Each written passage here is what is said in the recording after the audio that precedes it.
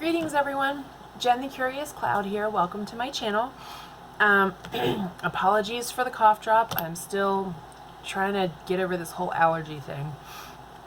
I just want to remove my sinuses and replace them with somebody else's. Anyway, today I am going to do a brand new tarot tag that I'm actually coming up with myself. I got inspired by Y, aka Aquaricorn, over at On the Cusp Tarot, and I got a couple of new books today, and I'm excited about my new books. And I thought, well, I could just show them off on my channel, but why not show off all of my books on my channel? So that's what I'm gonna do. I'm gonna start a hashtag. Hashtag my tarot books, and I want everybody to show off the books that have been influential in your tarot journey. I'm a big nerd, so of course I'm always going to like more book suggestions. So I could pick and choose books, but I really don't have that many, so I figured I'll just show off all my books. Now, I'm not going to do any of the guidebooks for decks and stuff like that, partly because I've not read them all.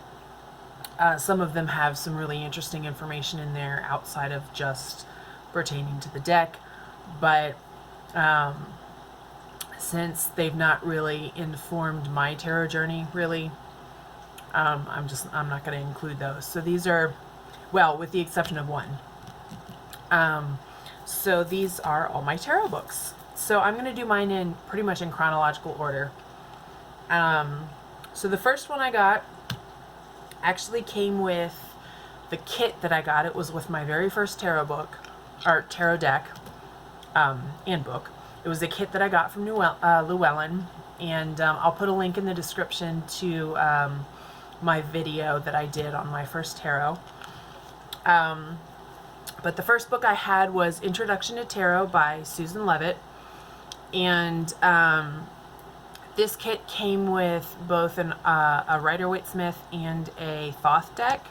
So in here it has, for the most part, it's about, the majors had 2 pages each, and then the minors had 1 page each. And it would have the Rider-Waite meaning and the Thoth meaning in there. And then it had some spreads and different things about numerology and just some information. This poor book it's in pretty sad shape. But this was my first one for a very long time. This was the only book I had until maybe about 2 years ago. So for over a decade, this was pretty much the only one I had. I have not looked at it recently, so I don't actually, now that I know a lot more about the tarot, I'm not really sure because I don't remember much from when I very first started looking at tarot. So I don't know how, I don't want to say accurate, but consistent, I guess, with the typical interpretations that this book is, because I don't remember. I've really not looked at it recently, but that was my first book. Years and years and years and years went by, and when I actually a couple years ago started actually looking into a little bit more about the tarot, I had come across excuse me, I can't remember which one of these next two that I got first. I believe I got them right around the same time. I had never heard of either of the authors at the time. And you're probably gonna, yeah. This will show you how new to the tarot community I was. One of them is a Rachel Pollack book. I had no idea who she was. I liked the title, 78 Degrees of Wisdom. I liked the description, that it seemed like a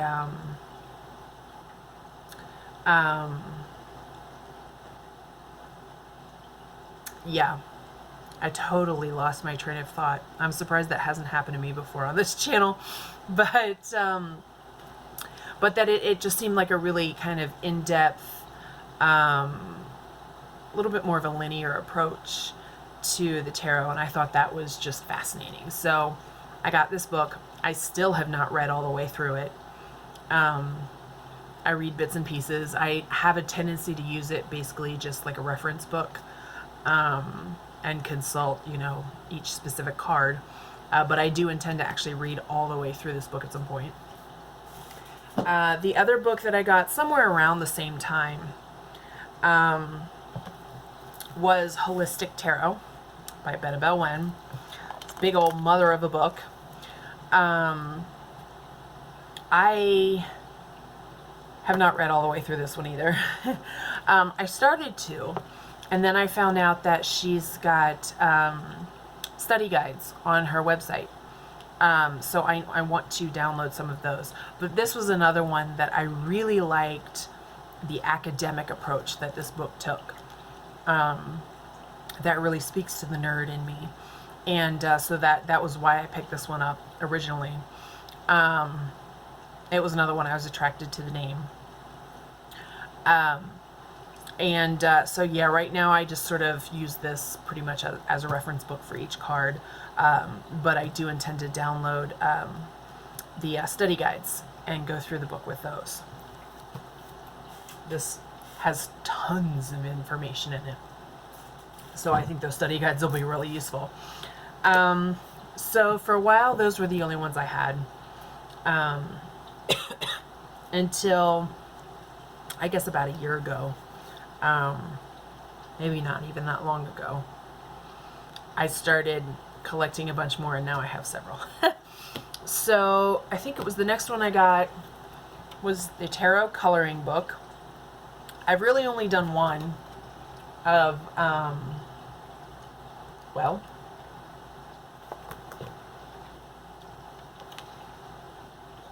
okay, please don't laugh at my very sad coloring skills. But I put some stickers and stuff on there as well. But it's got some good information and symbolism, and I thought about tearing all these out and putting it in like a notebook, maybe to study or something. I don't know. I haven't decided. But this has some good information. And it's a good way to study the RWS deck, I feel like, because it gets you to really pay attention to the details of the card that maybe you wouldn't notice aside from that, because you're looking at the card to color in a card and everything. So that's a fun book. Out of my stack, I'm realizing this is the only one I've actually read all the way through, and that's Kitchen Table Tarot. I saw somebody mention this in a video. I don't remember who it was. So I picked this book up, read straight through it. This is a very quick read, very good book. This is actually my go-to right now. This is kind of the first book that I check to remind me about definitions. This one in the Benebell book, and actually one other book that I haven't got to yet. But I really like her conversational style. I like the way she goes through this book, not by suit, but by number. I feel like that's a really interesting approach. So I really like this book. This book's not really a book to be read or anything, but this is a little book called Journaling the Tarot that I started working my way through. And for every card, it's got, tons of questions and journal prompts and stuff like that you can work your way through. So this is a really good, kind of like a study resource. This book, I think, I'm not finished with this book yet, but this is easily my favorite. The Creative Tarot by Jessa Crispin. This book is amazing. This is a very different approach to the tarot. Excuse me. At least from anything that I have read. And she is she approaches it from a creative point of view, as far as like from an artist's point of view, but she offers, for every card she offers, like an anecdote about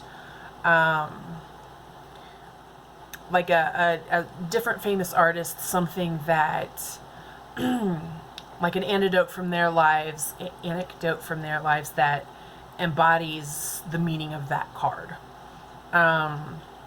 So to give you an example, let's see.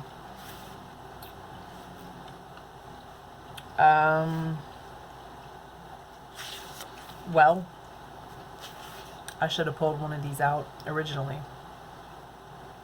Oh, so, so for the Emperor, so the way the book is structured, you get a picture of the card, it gives you a little bit of information about the card, and then she kind of talks about it. And for the Emperor, the example that she gives is, she talks about C.S. Lewis and how when he wrote the Chronicles of Narnia, he planned out the entire series before he sat down to write them. So he went in, it was very structured, he had a plan, he followed his plan, and so it's that kind of a thing. It's a story from a creative person's life that embodies that card, and then she'll give you recommended materials. So further reading about, and it's not necessarily like for the Emperor, one of her recommended materials is the Chronicles of Narnia. Sometimes it'll be a song or a piece of artwork or something that is not directly about the tarot, but that it still embodies a piece of art that embodies the qualities of that card. The way that she describes things in this book kind of has clicked in my head. The way nobody else has described them has been able to do that for me. And so I love this book. I've been slacking on reading my way through it, but yeah, this is a great book. The rest of these books I have not read yet. These are in my next to be read stack. This one, I got Ethony's book, the Your Tarot Court, so I'm really excited to read this book. And then these are the two I just picked up today. I got this one off Amazon, Queering the Tarot. I'm really excited, by by Cassandra Snow. Excuse me. So I'm really excited to delve into this book. And actually, I was just flipping through this, and I like the way she's got this structured. The majors all have, an entry per, per card.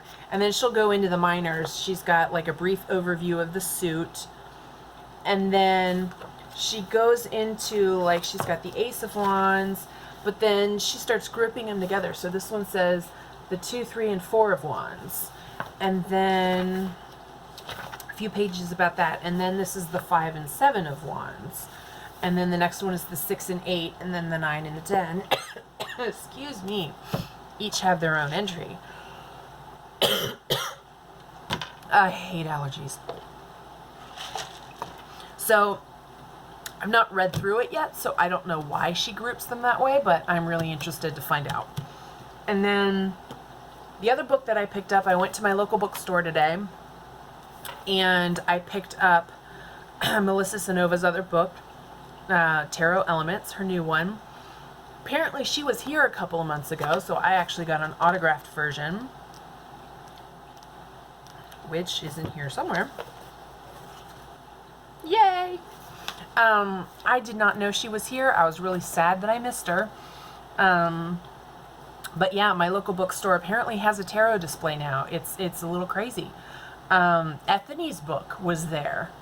I couldn't believe it. I got Ethony's. I pre-ordered it off Amazon. But yeah, so I am excited to delve into this one. So those are my next 3.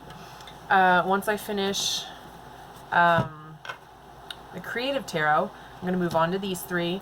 One of the problems I have been noticing is that as I've been delving into YouTube, I'm getting sucked down the YouTube hole. And I've been subscribing to all these really great creators, but the problem is I'm running out of time to actually watch all the videos. So I have all these videos in my feed that I want to watch, and I can't watch them all because I don't have time to watch them all. And then I feel bad because I'm not watching all the videos. But then I haven't been having time to read because I've been watching videos. So I'm going to have to figure out how to balance that out so that I can actually read all of these fabulous books that I have. But yeah, so anyway, that is my tarot book collection. It's not very extensive yet. I know there is another one, I believe it's one of Mary K. Greer's books that I want to get. And I can picture it, but I can't remember the name. There are a few that I know I want to get, but I figure I should probably read these first. So we'll see. But yeah, let me know what are your favorite tarot books? What books do you have in your collection? And add to my book problem, please. Tell me other books I haven't heard of that I can go read. So yeah, I hope to see your VRs.